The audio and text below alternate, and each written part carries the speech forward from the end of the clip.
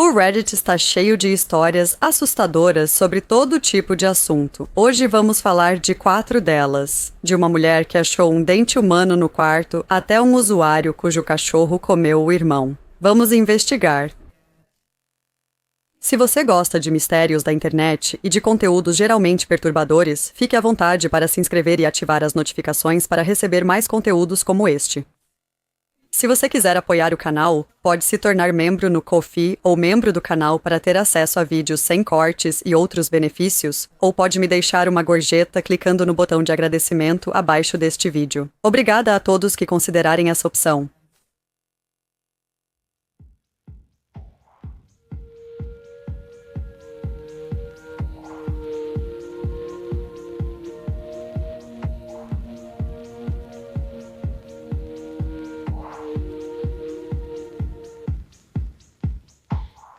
Este vídeo aborda temas sensíveis como danos cerebrais, sequestro, aborto espontâneo, perseguição e referências impróprias para o trabalho. Assista com discrição.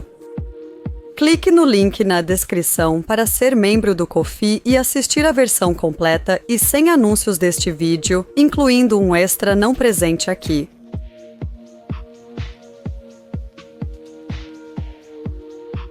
Comecemos com uma postagem do subreddit Confessions de alguns meses atrás, intitulada "Eu não sou mais realmente humano devido a danos cerebrais permanentes". O título já me deu arrepios e a postagem é ainda mais perturbadora. Abre aspas, eu tive uma lesão grave na cabeça em 2009. Isso me matou. Fui reanimada, claro. Muitas coisas estranhas aconteceram, como era de se esperar com um dano cerebral grave e permanente. Passei 3 dias no hospital e ninguém achava que eu sobreviveria, mas consegui. Tenho amnésia permanente. Perdi todas as minhas memórias pessoais e nem me lembro do rosto da minha mãe.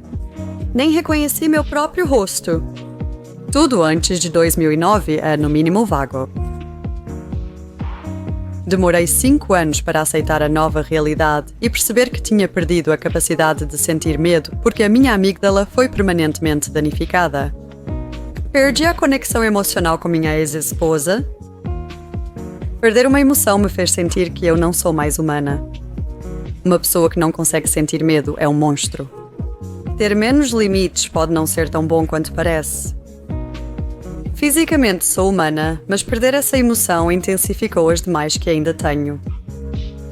O amor e a raiva são extremos.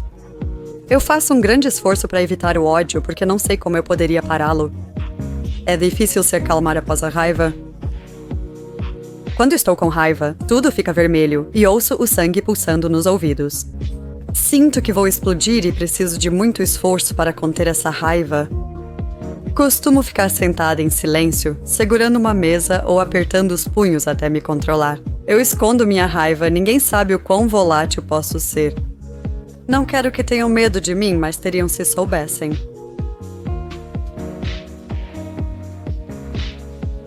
Eu nem consigo imaginar o quão assustador seria desenvolver amnésia desse jeito de repente. Um dia você está vivendo sua vida normalmente, e no outro você nem sabe quem você é, muito menos quem são seus familiares. Se você está se perguntando como isso aconteceu, Oppia explicou em um comentário, abre aspas, é um pouco constrangedor. Eu fazia algo bobo. Quando digo que foi um acidente com pipa, pensam que ela bateu na minha cabeça. Eu estava tentando empinar uma pipa acrobática e tropecei em um galho grande, batendo a parte de trás da minha cabeça com força no chão duro. Meu irmão sentiu o impacto e ele estava a uns 6 metros de distância. Lembro de tudo desde esse momento. Parece que o original pôster recuperou um pouco da memória de antes do acidente, embora não muita, já que ele disse que qualquer coisa antes de 2009 é vaga, no máximo. Me pergunto se é por isso que ela virou ex-esposa dele. Ele disse que perdeu a conexão emocional com ela, então talvez só tenha lembrado quem ela era, mas esqueceu o amor que sentia. O que é um pensamento realmente triste. Deve ter sido muito difícil para ela também. Ele fala como se sua personalidade tivesse mudado de repente, não sendo mais a pessoa com quem sua esposa se casou. O outro grande efeito que ele descreveu foi perder a capacidade de sentir medo. Agora, de certa forma, isso pode não parecer a pior coisa do mundo. Eu sei que seria mais feliz se perdesse o medo de aranhas, mas perder o medo de tudo teria consequências sérias. O medo geralmente é visto como uma emoção negativa, assim como a tristeza e a ansiedade, mas existem razões pelas quais evoluímos para sentir todas essas emoções. Ninguém gosta de tristeza, mas será que valorizaríamos a felicidade sem esse contraste? A ansiedade e o medo servem como mecanismos de defesa que nos desencorajam de fazer coisas que possam nos causar mal. Admito que nem sempre são racionais, como o meu medo de aranhas domésticas, mas é útil sentir medo ou ansiedade em ambientes potencialmente perigosos. Imagine se você não sentisse medo em nenhuma situação. O que te impediria de atravessar uma rua movimentada sem olhar ou brigar com alguém 2 vezes maior que você? A raiva crescente de Opp após a lesão tornaria isso ainda mais provável. Ele especificou em um comentário que não teme as consequências de suas ações ou as repercussões do que diz, e isso, combinado com a raiva a ponto de precisar se isolar até se acalmar, é uma combinação realmente preocupante. Em outro comentário, ele disse: "O jeito que vejo é que o antigo eu morreu e algo diferente voltou. Passar por isso é incrivelmente confuso e leva muito tempo para se adaptar. Não comemoro nem sou grata por estar viva. Isso me custa muito? Eu existo." É basicamente isso. Ao ser questionado sobre terapia ou medicamento, ele respondeu: "É dano físico. Não há muito o que fazer, você cria estratégias, mas não diminui a intensidade das emoções. Choro muito, sinto tudo." Eu realmente espero que um dia haja algum tipo de avanço médico que possa ajudar a Original Poster a se sentir mais humana novamente. Acho que ele não voltará a ser como antes. Não é como se tudo o que aconteceu nos últimos 16 anos pudesse simplesmente ser revertido. Mas se algum dia houver uma maneira de restaurar a memória dele de antes disso, ou de dar a ele a capacidade de sentir emoções dentro de um intervalo normal novamente, pelo menos isso provavelmente melhoraria a qualidade de vida dele.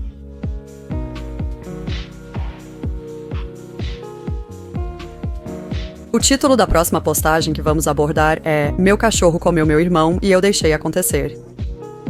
Obviamente, isso vai ser perturbador de qualquer jeito, mas provavelmente não é exatamente o que você está pensando. Aqui está a história. Acredite, não é o que parece. Quando eu tinha uns 8 anos, eu cavava buracos pelo quintal inteiro sem motivo nenhum. Lembro da minha mãe grávida, mas nunca vi ele sendo trazido para casa. Eu nunca conheci ele. Um dia, cavando, achei uma caixinha de madeira. Eu abri, esperando algum tesouro que minha imaginação me fez acreditar que existia, mas dentro havia um pequeno feto, parecendo carne seca, em forma humana. Agora percebo que era um aborto espontâneo. Ao deixar a caixa e olhar pelo corredor, achei um bilhete: "Sempre vou te amar, meu doce filho." Quando me virei, vi meu cachorro comendo o que estava dentro da caixa. Nunca contei pra minha mãe e me sinto muito culpada. Desculpa se escrevi isso muito mal, não sou muito boa com as palavras. Isso é muito melhor do que o cachorro comer o irmão vivo do Opp, mas ainda assim é algo muito infeliz. Desenterrar acidentalmente seu irmão que não sobreviveu já seria traumático, mas o cachorro ainda comer ele seria surreal. A Original Poster deu mais detalhes em uma edição, abre aspas. "Quero esclarecer pontos que têm confundido as pessoas. Tenho 18 anos, então isso foi há 10 anos. Eu morava numa cidade perigosa, perto da fronteira com o México, e o sistema de saúde lá era totalmente ferrado. Até onde sei, ela não queria jogar o filho fora no balde, como afirmou. Sei disso porque ouvi escondida ela conversando com as amigas. Tudo o que eu sei é que isso teve um impacto muito forte na minha mãe quando essa criança morreu. Eu sei que às vezes ela me culpa pela morte dele porque eu era um bebê super desenvolvido. Eu nasci com quase 11 meses. Se não me engano, eu estava uns 20 dias atrasada. Quando nasci, achavam que eu já tinha meses de vida. Não foi uma cesariana, então quando nasci de parto normal, eu basicamente mexi nos intestinos dela e baguncei o útero dela, eu acho. Às vezes, eu a pego olhando para um bebê de outra família e consigo ver a tristeza e a emoção refletidas nos olhos dela, e não consigo evitar me sentir mal porque sinto que sou responsável pelo aborto e também me sinto responsável pelo fato de que meu cachorro o comeu. Enfim, voltando ao assunto. Disseram a ela que o coração da criança não batia, pelo que sei. Os médicos receitaram remédios, orientaram que fosse para casa e retornasse ao hospital após expelir, mas ela não voltou. Ela não queria que jogassem fora o filho dela, é isso que sei. A caixa parecia feita pelo meu pai, que é carpinteiro. Acho que qualquer pessoa na posição da original poster se sentiria mal por desenterrar o irmão que foi perdido em um aborto espontâneo e o cachorro ter comido, mesmo que não tenha sido intencional. O que agrava a situação para a original poster é que ela claramente tem um complexo por achar que foi culpada pelo aborto espontâneo da mãe. Com certeza não foi culpa dela. Ela nunca pediu para nascer em primeiro lugar e não escolheu as circunstâncias em que nasceu. Eu não sou médica, mas tentei pesquisar um pouco sobre a probabilidade de a original poster ter nascido atrasada e super desenvolvida afetar diretamente as futuras gestações da mãe, e parece que isso é improvável. Isso poderia ter causado problemas para a mãe durante e logo após o parto da original poster, como lacerações e fraqueza do assoalho pélvico. Mas se ela se recuperou das complicações, o risco de abortos espontâneos futuros provavelmente não aumentaria. No entanto, a original poster parece não saber disso, e se culpa pelo que aconteceu, e parece inevitável que isso seja por causa de algo que a mãe dela disse em algum momento. Ela não disse no post que a mãe dela falou diretamente que era culpa dela, mas claramente foi dito o suficiente para que ela juntasse as peças e concluísse que a mãe pensava isso, o que é realmente triste. Como disse, as circunstâncias do nascimento da original poster provavelmente não causaram nada, mas se a mãe quisesse culpar alguém, deveria ser o atendimento médico, pois os médicos deveriam ter induzido o parto antes da original poster nascer com 20 dias de atraso. Dependendo das circunstâncias, uma cesariana também poderia ter sido uma opção mais segura. Eu, pessoalmente, não tenho filhos e nunca tive um aborto espontâneo, então nem consigo imaginar como isso deve ser horrível. As pessoas não escolhem como se sentem em determinada situação, então não podemos realmente culpar a mãe se ela sentiu algum ressentimento em relação à original poster, mesmo que isso fosse, no mínimo, inadequado. As pessoas escolhem como agir apesar dos sentimentos, e a original poster não deveria ter se sentido responsável pelo ocorrido. Estou feliz que nunca contaram para a mãe sobre o cachorro comer o irmão e espero que nunca contem. Parece que ela já estava arrasada e algo assim poderia simplesmente acabar com ela, mesmo que realmente não tenha sido culpa de ninguém. Essa postagem tem 7 anos e segue ativa no Reddit. Vamos apenas torcer para que eles tenham encontrado uma forma de se perdoar por tudo e que a mãe deles tenha conseguido seguir em frente após o aborto espontâneo.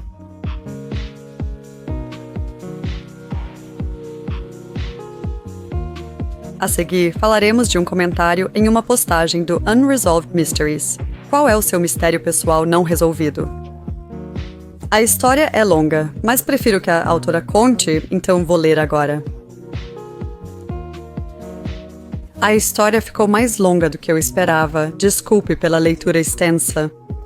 Em todos os anos contando essa história, as pessoas sempre dizem: essa é a coisa mais louca que já ouvi, então espero que você aproveite.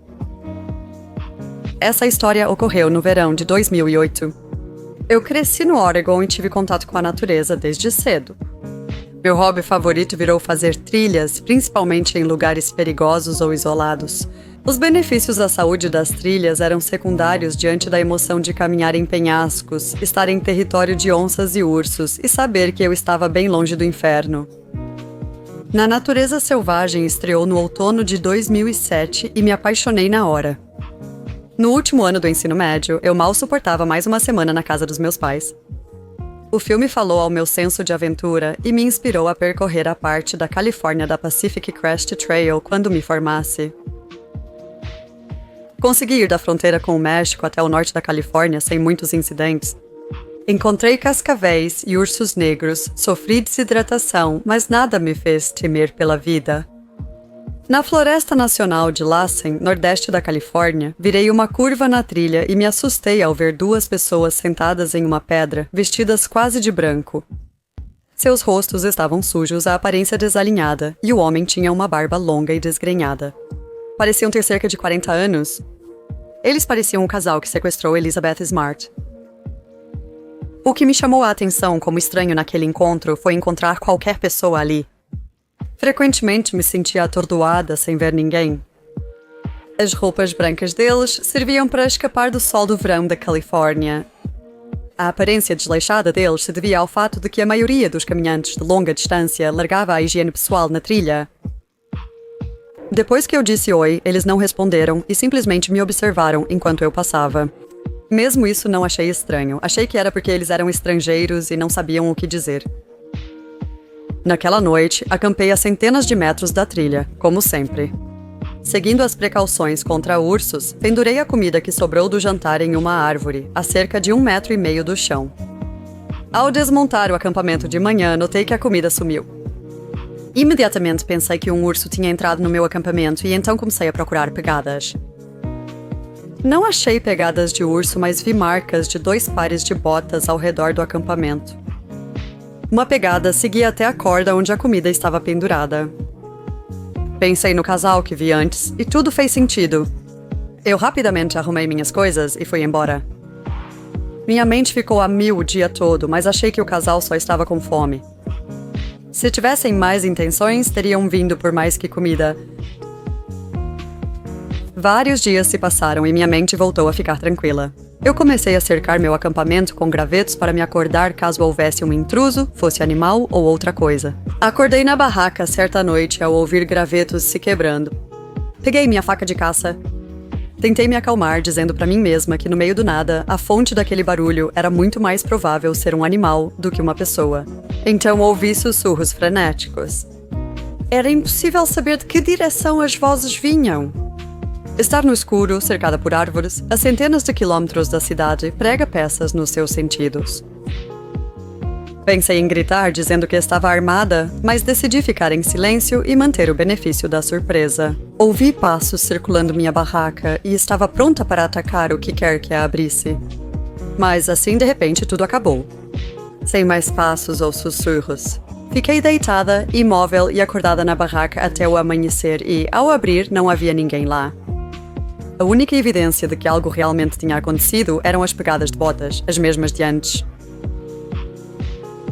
Dias depois, eu estava na Floresta Nacional de Shasta, cerca de 80 a 120 quilômetros de onde vi o casal inicialmente. A trilha ficou parecida com uma de cabras. Na encosta da montanha, acima da linha das árvores, eu via a trilha serpenteando por quilômetros à frente e atrás.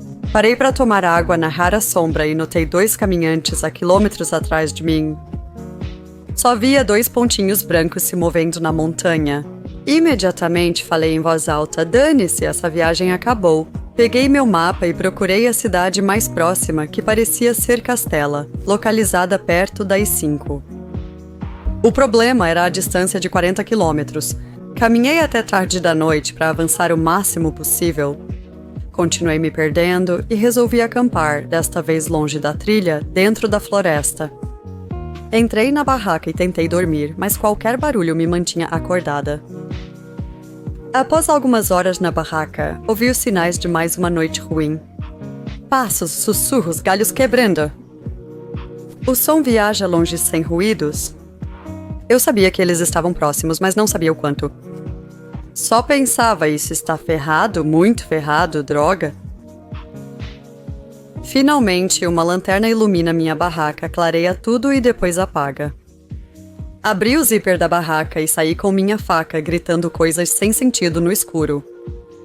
Foi meio como aquela cena clichê dos filmes, em que as pessoas na floresta ouvem galhos quebrando ao redor e a câmera gira entre as árvores porque elas não têm ideia de onde o som está vindo. Então ouvi passos correndo em direção à barraca e mal consegui distinguir uma figura se movendo na minha visão periférica. Eu me virei e corri floresta adentro. Tropecei várias vezes e esbarrei em várias árvores. Após correr cerca de 5 minutos, tropecei, rolei e parei junto a uma árvore caída. Me escondi sob o tronco da árvore e fiquei imóvel. Vi a lanterna se movendo à distância.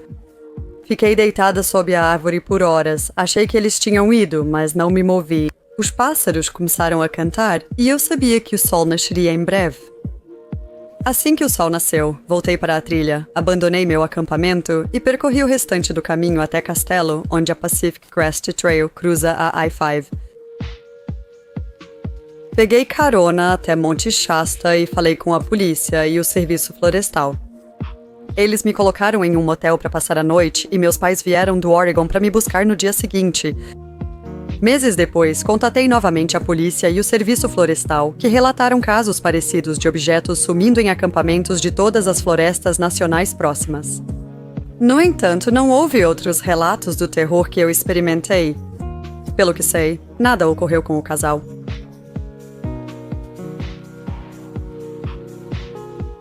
Adoro fazer trilhas casuais sozinha em lugares seguros e próximos da civilização, mas histórias assim são justamente o motivo de eu nunca ir para a selva ou acampar sozinha.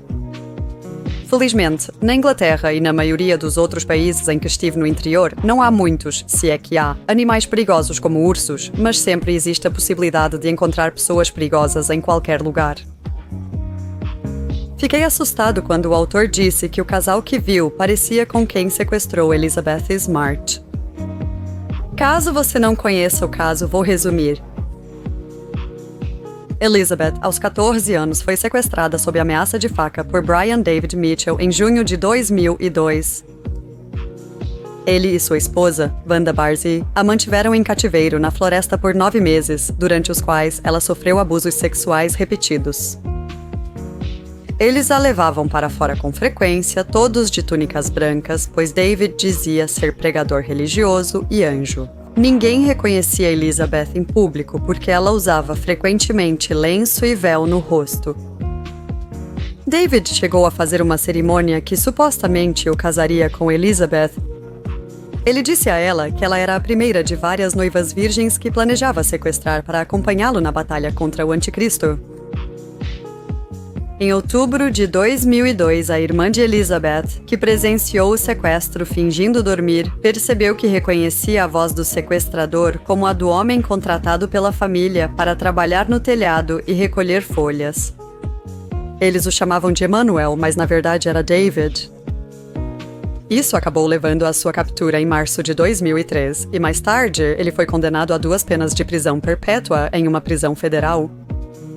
Wanda foi condenada a 15 anos e foi libertada em 2018 após cumprir apenas 9 anos.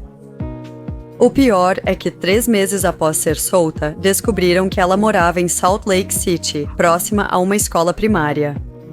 David continua preso, sem chance de liberdade condicional. A história do Reddit é de 2008, então não havia como o casal encontrado pela autora ser David e Wanda, mas a comparação já assusta e parece plausível que esse casal pretendesse sequestrá-la ou algo pior. Não temos certezas quem correu para a barraca era o mesmo casal visto antes, mas seria muita coincidência ele ver um casal marcante e depois outro casal começar a persegui-lo em um lugar onde quase não há pessoas. Lembre-se que ele também viu 2 caminhantes vestidos de branco andando a quilómetros atrás dele dias depois, então acho que provavelmente era o mesmo casal. De qualquer forma, toda a história é assustadora, principalmente por parecer que alguém o seguiu por dias, rondou o acampamento e tentou atacar. Curiosamente, outra pessoa comentou que pode ter visto o mesmo casal cerca de 1 ano após a história da autora, abre aspas. Era um homem, talvez no início dos 30, fim dos 20, e uma mulher que parecia uns 10 anos mais velha. Ele tinha barba até o meio do peito, era magro, usava chapéu marrom, mochila bege e bastão de caminhada artesanal. Ela tinha cabelo loiro, escuro ou castanho e era um pouco mais cheinha.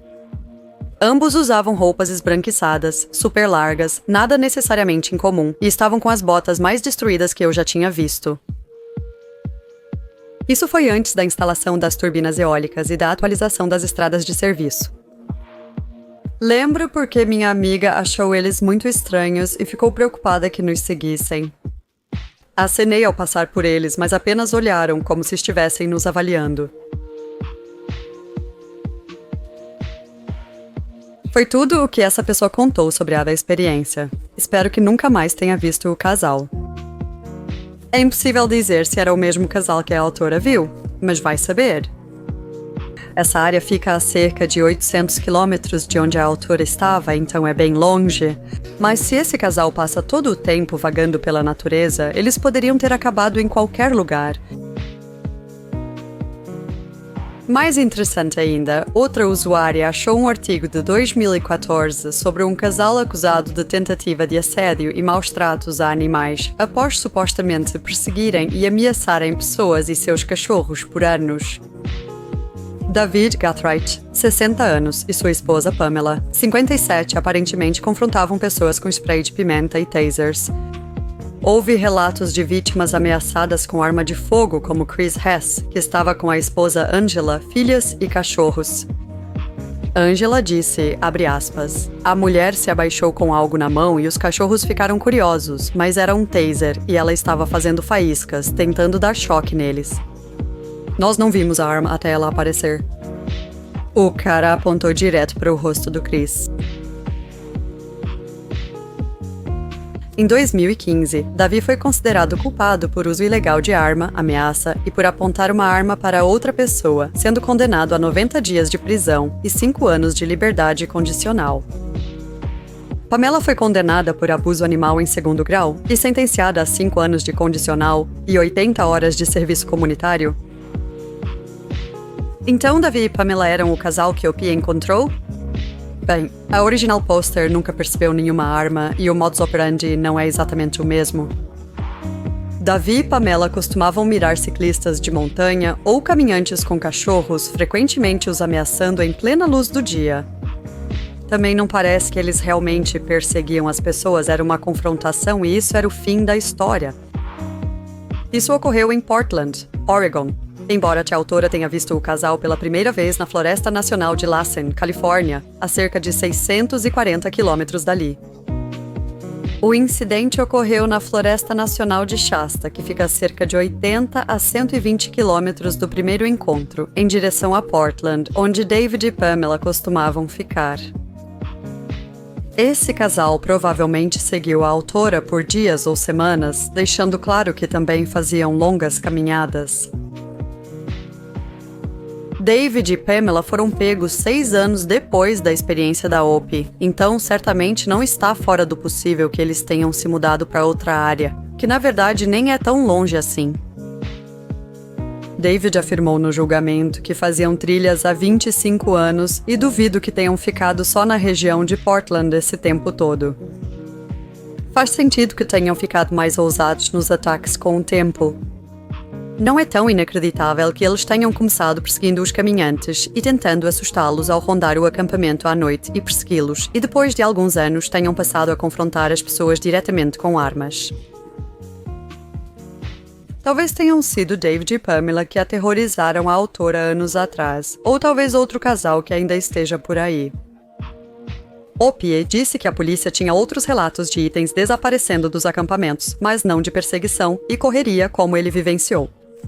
Isso ocorreu porque ele foi o único ou os outros não sobreviveram para contar?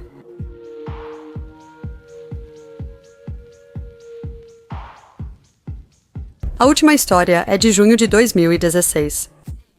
Eu não consegui encontrar a postagem original no Reddit, ela foi postada no Ingor, mas a história é meio difícil de acompanhar se eu simplesmente ler diretamente, porque algumas informações também estão nos comentários, então vou apenas resumir. Opie vive sozinha em uma casa grande. No quarto dela tem uma porta que leva para fora, para uma pequena varanda, e um dia ela estava varrendo o chão nessa área quando encontrou um dente na frente da porta. Ela costuma varrer o chão porque qualquer sujeirinha aparece, então parece improvável que o dente estivesse lá há muito tempo e ela não tivesse visto. Ela verificou se não era um de seus dentes que havia caído sem perceber, mas não era.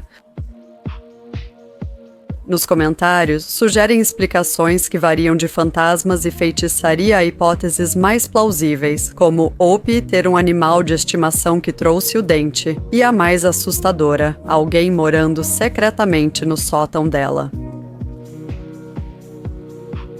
ela resolveu verificar sozinha, pois teria que esperar muito até alguém chegar, e notou o que pareciam ser marcas de dedos na entrada do sótão.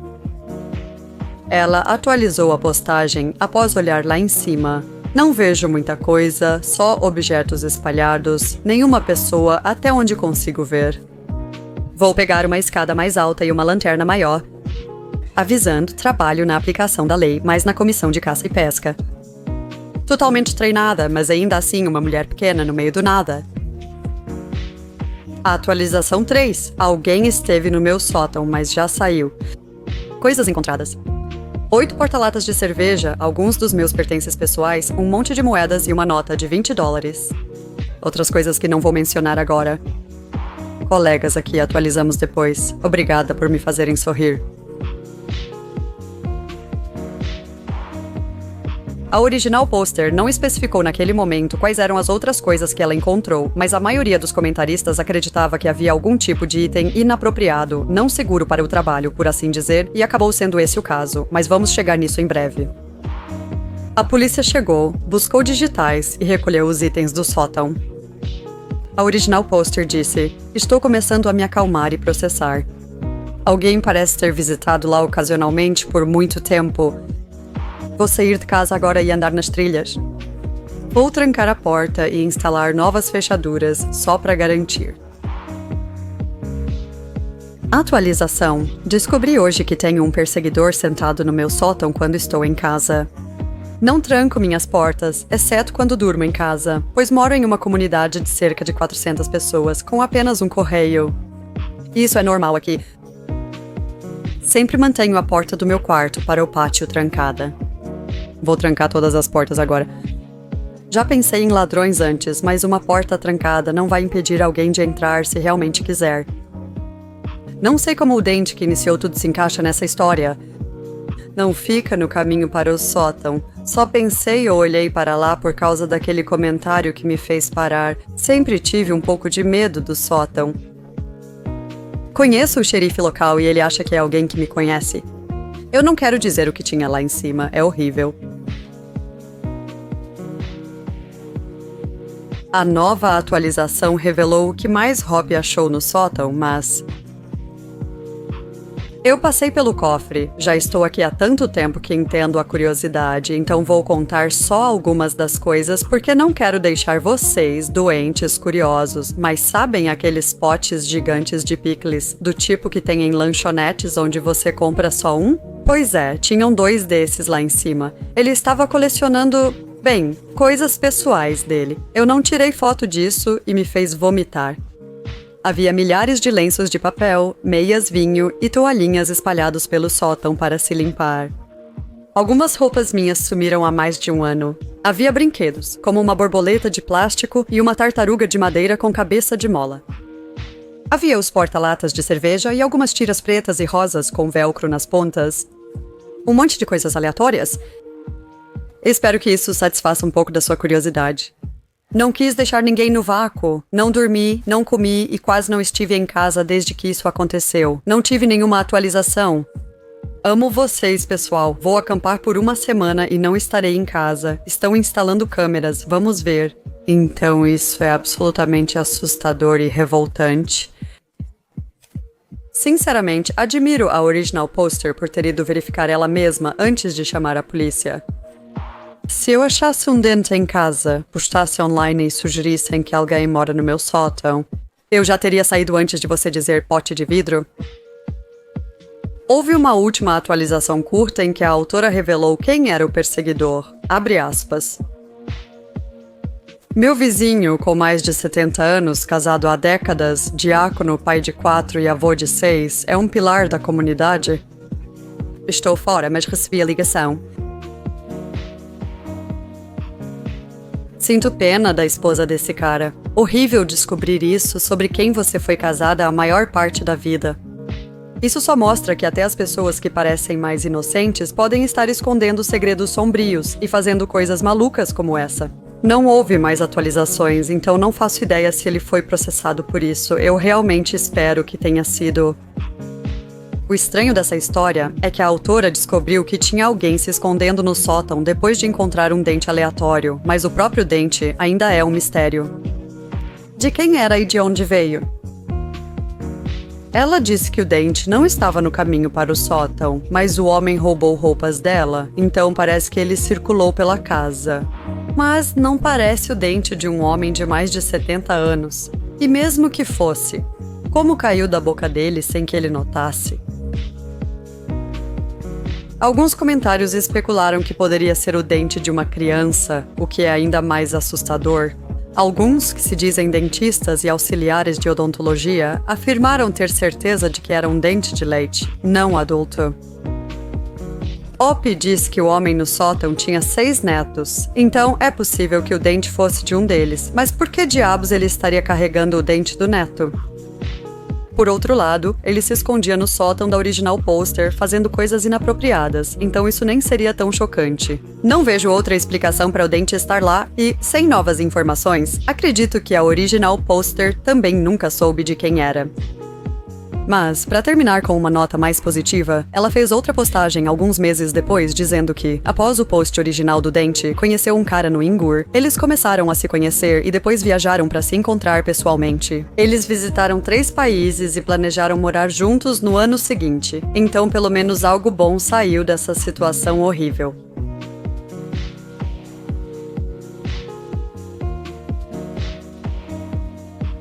Quero saber a opinião de vocês nos comentários e sugestões de temas para eu abordar futuramente. Se gostou do vídeo, curta e inscreva-se no canal.